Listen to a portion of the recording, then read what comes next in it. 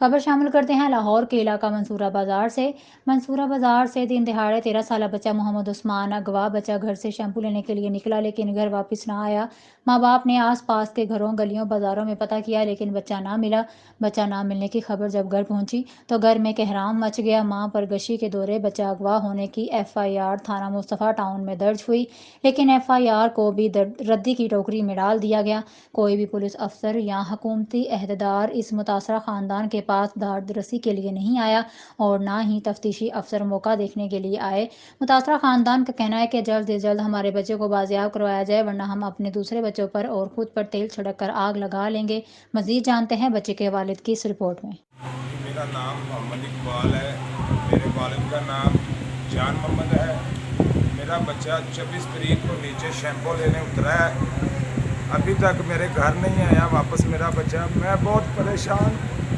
मेरी हुकूमत से इल्तिजा है कि मेरी बात सुनी जाए। मैं अपने बच्चे को ढूंढ ढूंढ के थक गया हूँ। मेरा बच्चा नहीं मिल रहा, मेरा बच्चा नहीं मिल रहा। मैं अपने बच्चे को ढूंढना चाहता हूँ। मैंने वरना अपने दूसरे बच्चों के ऊपर तेल से उठ के मैंने आग लगा देनी है। मैं नहीं इस कदर चाहता कि मेरे बच्चे को ढूंढा जाए। हुकूमत कोई मेरे साथ तामन करे, मेरे बच्चे को ढूंढना चाहिए। मैं बहुत परेशान।